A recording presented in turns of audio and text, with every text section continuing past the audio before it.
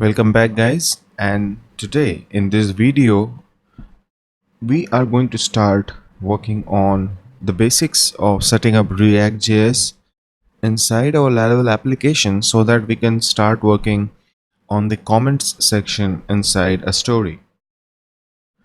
So when we go inside the listing of the story and click on any one of our stories, we see this, and this is our title. We have our description in place, but definitely we will need some mechanism to allow the user to add comments, and today that's what we are going to work on. So the first thing that we will need to check is how to get React up and running inside our application. So if I go into my code, okay, and the most important file for us in this case will be our app.js. Now this is what you get by default.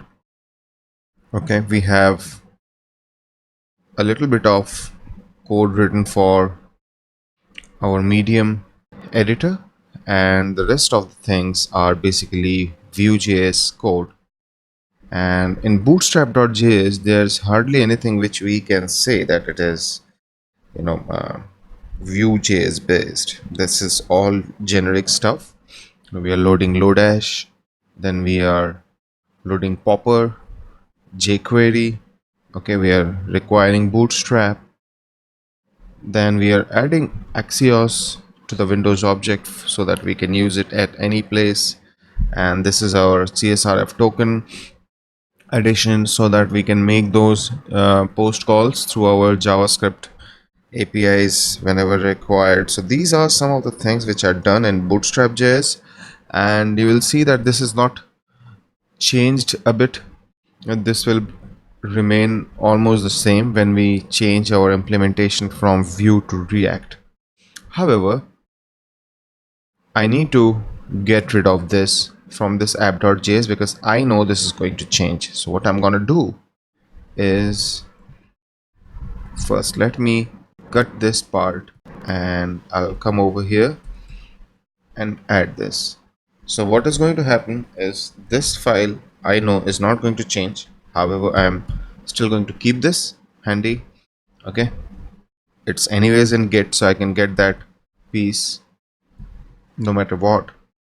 Okay, this is my settings. So bootstrap.js, and I think my code will not run because before the tutorial I was working with React to set up a few things, and I doubt that the template the node modules are gone. Let me quickly check that.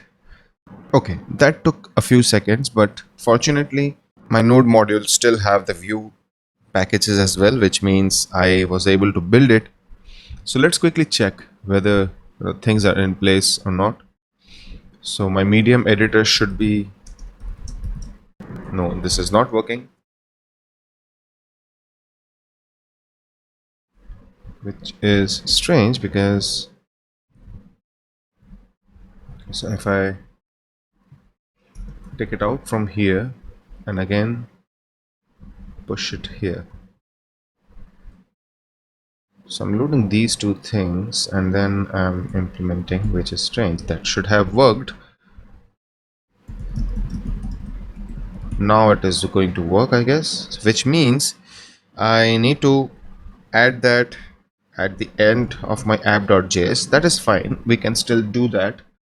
We can not put it in our bootstrap.js. So we have this in place. We'll keep it for reference.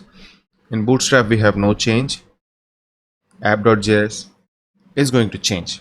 Why? Let's see. As you may know, Laravel comes with presets. Okay, so the framework is not opinionated about which front-end framework you use. So although by default it comes with every setup out of the box to use Vue.js, but we have a preset command which can allow us to set up everything for React, and if we want we can also use vanilla JavaScript. Okay, so the command is preset for sure. Let me see if I can guide you to the docs where you can also get that additional information.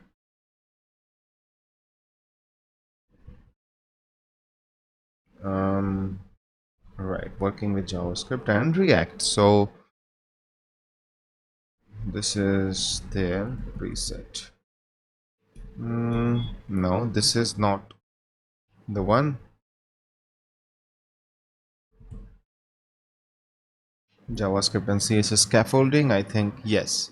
So using React, PHP Artisan preset React, there was one more which used to give us vanilla JavaScript. Okay, I don't remember it right now, but I will try to figure it out and give you the command. Or maybe I think it's just you clean everything up and oh yes, this is the one. Removing the front end scaffold is none, and then basically you can do whatever is required. Okay, so right now we are going to use React, so we know that our command is going to be PHP artisan preset React.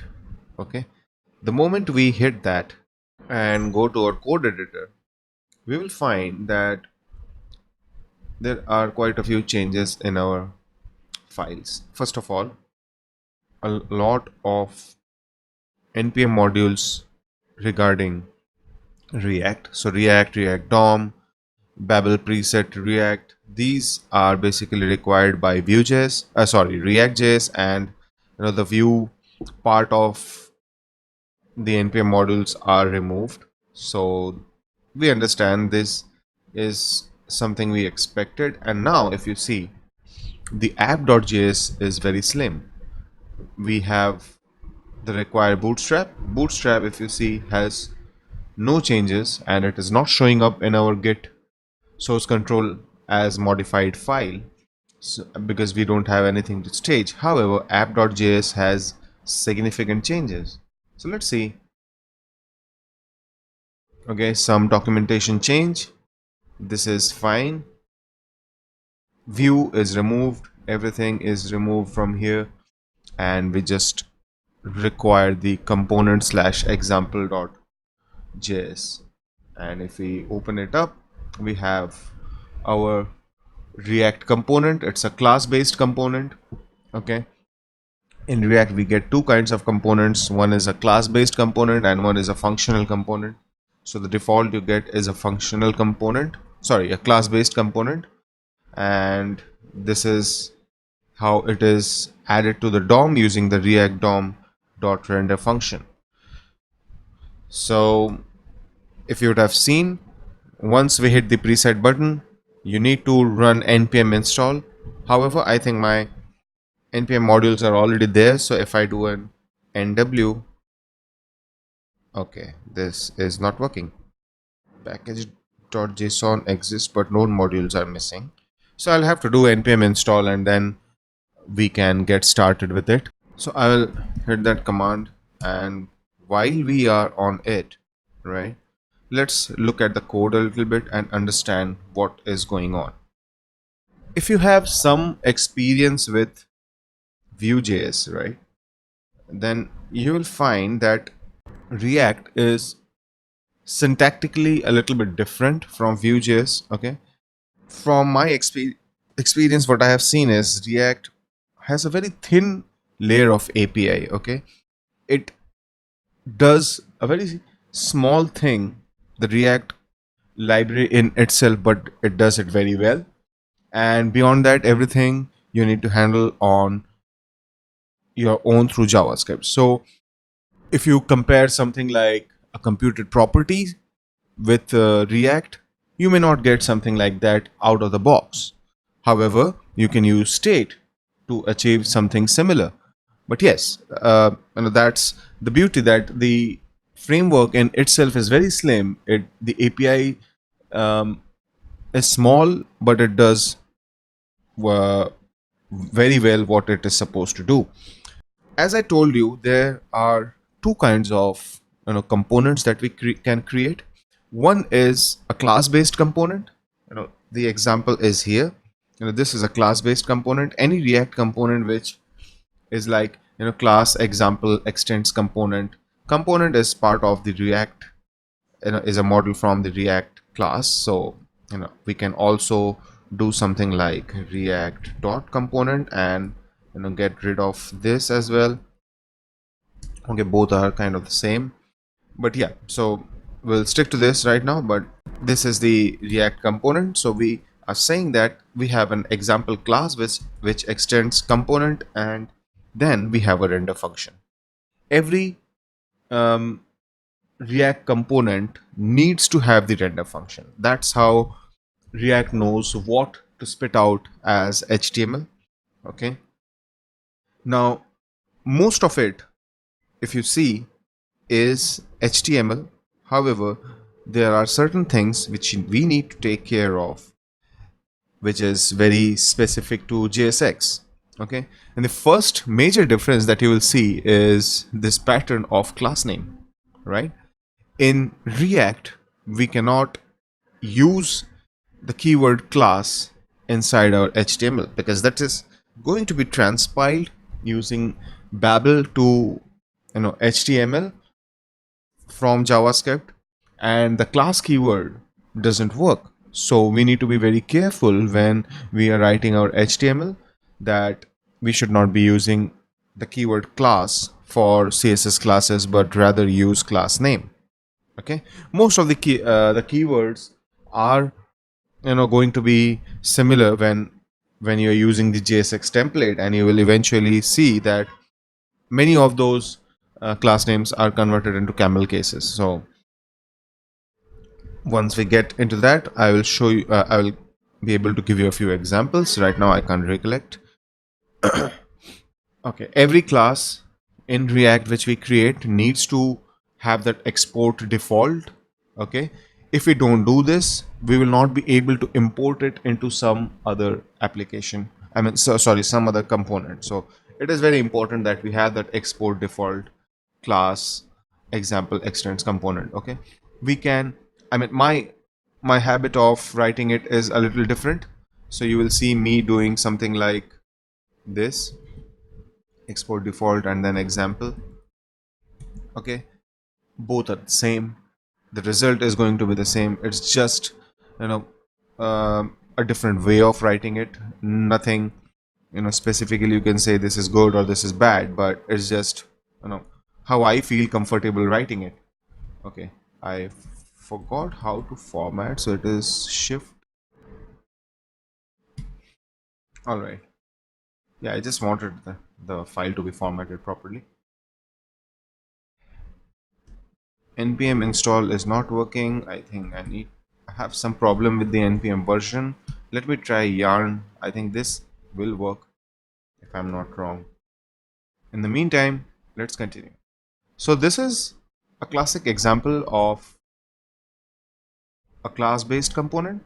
Okay, so we have React, we have component, we are using React DOM to load this component into our view. Okay, so we are checking whether we have an element with ID example on the page. If we do, then we are rendering the component example, and we are saying this is our target. Okay, in any class-based component, we have option to use states and lifecycle events, right? So the first thing which we can do as a change is use constructor. And the constructor takes props as an argument, and inside the constructor we need to call the super function and pass the props. Okay, that's required for us to get the constructor function working. And as we said, in a class-based component, we also get the ability to use states. Okay, so we can, this is if you are from view background, you will you can compare this with the data property inside a component. So this is where you hold all your reactive data. Okay, anything that is going to change in state means it is going to trigger certain kinds of life cycle hooks in React. So, whenever you have any kind of data which is going to change over time and your component needs to react to it.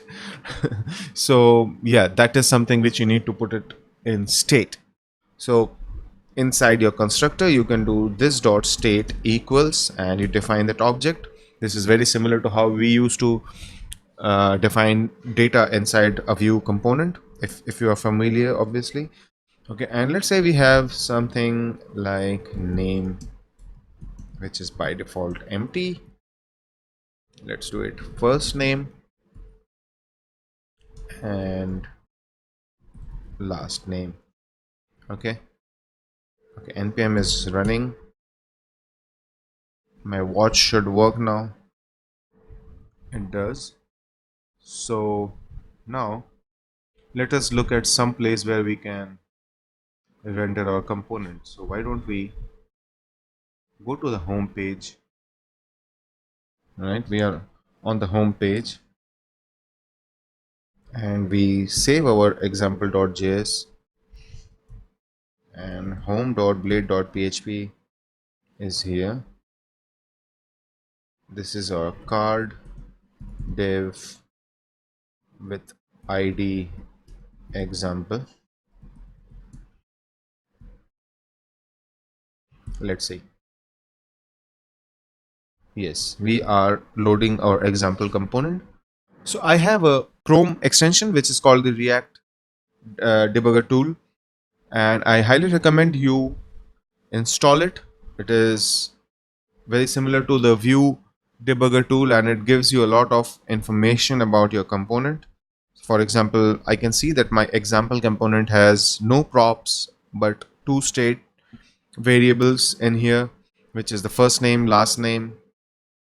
And to end this tutorial, I'm going to just show you how we can work with few very simple form elements to interact with our component.